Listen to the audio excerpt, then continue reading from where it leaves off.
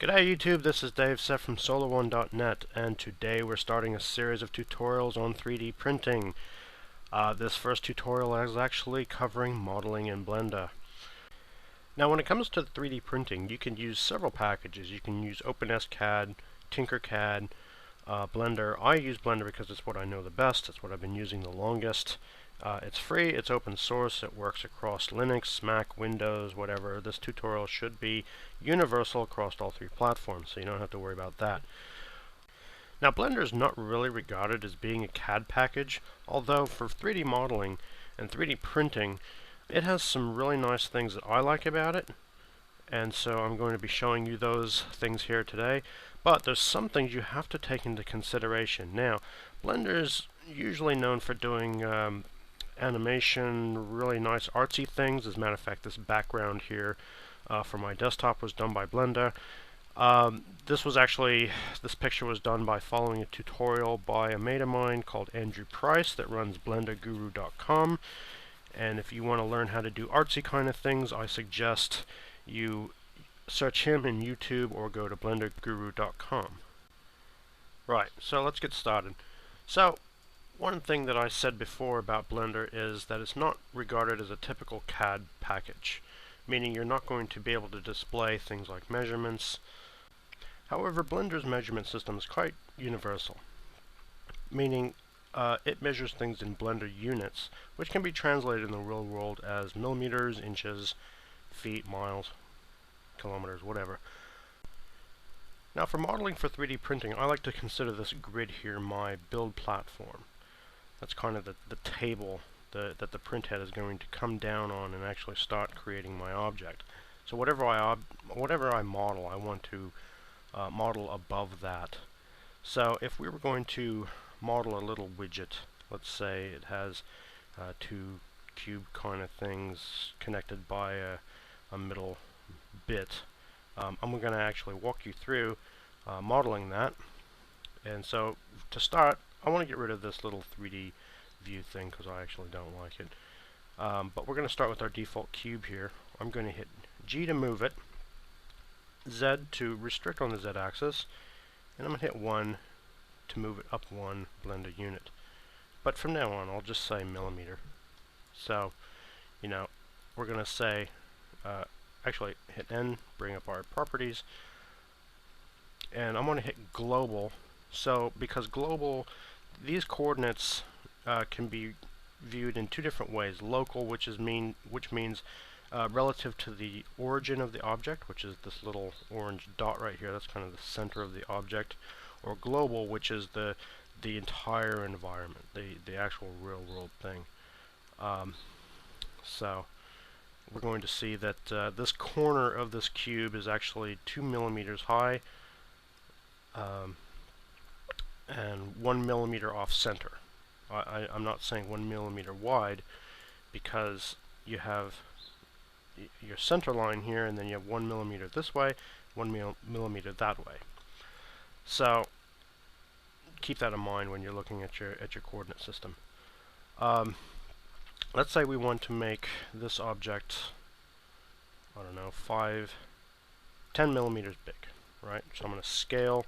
I'm going to hit 5 because what that's going to do is that's going to actually double its size.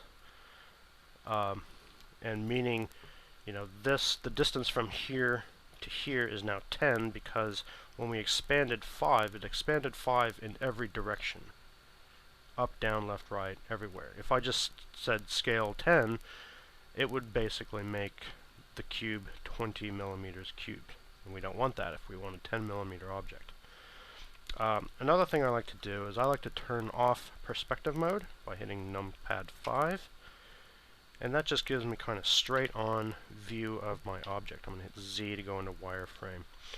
And you'll see why here in a second. If I look straight onto my object, I hit perspective view, it's going to look like, as you would view a 3D object, from your perspective, If I hit 5, numpad 5, and look at it straight on, you're looking straight down the object on all sides, which is kind of nice for modeling and when you're dealing with things like measurements and stuff.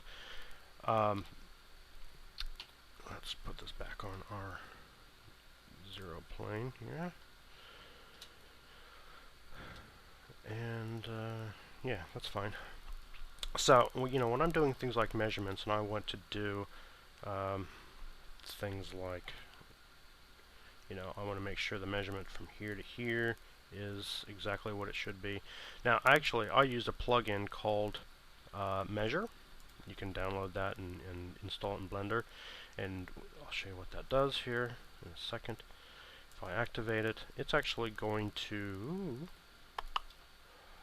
if I have two vertices selected, it's going to show me the distance between those two vertices, which is nice. That's kind of a, you know, part of your CAD style things is, you know, making sure your distances are correct. So, you know, the distance from here to here is 10, and that's exactly what we wanted.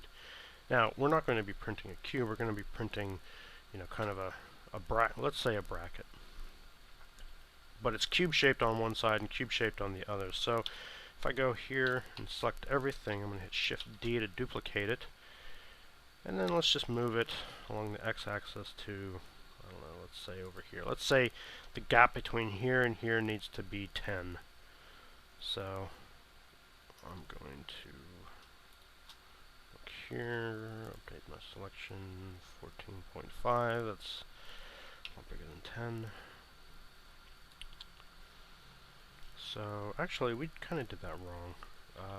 Let's get rid of that. Let's Shift-D, move it on the x-axis, 10. We need to move it then 20, don't we? 20. So, we moved it over 20 millimeters. So the distance between here and here should be, if I look at it now, 10 millimeters. Okay. So there's the other side of our object that we're printing. If we go into solid mode, you know, that's kind of what it looks like so far. Because we're not doing any kind of rendering or anything, let's get rid of our lamp and our light source. Let's go back into tab into edit mode. So we need to join these objects because we need to have a little, I don't know, support going across from here to here. So what I'm going to do, oops, let's hit Control R, I'm going to loop cut this guy, I'm going to hit escape, and that's going to put it right in the center of that cube. Now I'm going to hit this face, and I'm going to basically extrude. Should we extrude? Nah, you know what? There's a better way to do this. I'm going to take this guy over here, hit Control R to loop cut it, escape, it kind of snaps it in the center. Now what I might do is go here, create a face, go here, create a face, go, oh sorry, go here, create a face, go to my other side, create a face. Now I should have a solid object. Now here's where the kind of the meat of the tutorial comes in with modeling. When you're dealing with physical objects in the real world, if it's going to print this, it needs to know a couple things. First off is your normals. Your normals have to be correct. And what normals are, well, let's say, what are normals? So normals are, you know, each one of these surfaces, like let's say this surface here, let's select it, if we can. What's going on here? Do I have duplicate? There we go. So we have this surface here. Now, which direction is that outside of that surface? Basically, which direction is the surface facing? Now, over here in my properties, I can go under Mesh Display and I can turn on Face Normals. And that prints like a little line, a little blue line, in the direction that that normal is facing, that face is facing. Now, let's go into face select mode here. Let's say this face was inverted, meaning it was facing in. If we did that, right? That's actually going to cause a problem, because when it becomes time to slice this in the 3D printing slicing program, it's going to look at this and it's going to say, well, that face, the outside of this surface is inside here. And it might actually create some artifacts. It might actually fill this entire little gap that you didn't want filled in. It might actually make that solid, and that's wrong. You know, that's not what you want, and you're going to waste time printing. You know, you're going to come back and you're going to have a big solid block, and you're going to wonder, why didn't it, you know, do this part here. So you need to make sure that your normals are all correct, and sometimes if you're lucky, you can go and you can select all your faces and you hit recalculate, and actually if you can see that it actually changed a few of them. Now there's a couple faces we don't need, one being these inside, because it's actually inside the object. We don't need faces inside of an object. So we're going to hit X, we're going to remove those faces. So what do we got here? Another thing we have to keep mindful of is when you go to slice your object, it may complain that you have holes in your mesh and that you have non-manifold vertices. Now, what are non-manifold vertices? Well, what that is let's say we go, let's kind of play with our model here, and I'll show you exactly what that is. If I go into vertice mode, I select that face, and I'm having some weirdness here, and I think that's because I'm going to select everything, remove the doubles. Yeah, I had some doubles there. So there was no face there. So let's say we select this face. Let's get rid of it. Let's select this entire edge of this cube and create a face. Now, if we were to export this and try to slice it, the slicer would actually say, hey, hang on, you have holes in your vertices, you have non-manifold vertices. You know, it's going to spew out a bunch of errors, and it's going to, you might still be able to print it, but it's going to actually create some artifacts in certain cases that may be undesirable. So, what non-manifold vertices are is basically, or your faces, the faces don't have, they're not joined to an object. You may say, you know, well, you know, I'm looking at it here, it's solid, you know, everything looks solid. There are no holes in my mesh. You know, it might complain you have holes in your mesh, and you look at it and you go, doesn't look like I have any holes. What's actually happening is, when I created this face, let's go back into edit mode. When I created this entire face here, it's not physically connected to this face. Okay? So this face and this face are actually not connected, even though these vertices right here, you know, connect this object together. What you need to do is go through and identify which faces aren't actually physically connected and connect them. And in Blender, actually a quick thing you can do, if you go into vertice mode, let's turn off the normals for now. We go into vertice mode, and you hit select and go to non-manifold, and it will highlight all of the vertices that it thinks are kind of off on its own. It doesn't have any kind of thickness to it. You know, they're not connected. And so when the slicer barks at you that you have non-manifold faces, then you know, you go in here and you do that select of the non-manifold, and it'll identify exactly which ones they are. And so you can see, if I select these vertices, zoom in here, you know, it says, because it's highlighted this in orange, this edge, this edge, this edge, you notice these are not highlighted because it's actually physically not connected to those edges. And that's what it means. It's not actually, these edges are not connected, and you need to connect them. So we need to go in here, remove the face, and actually connect the face here You don't need a face down here because that's inside, again, you're inside your object.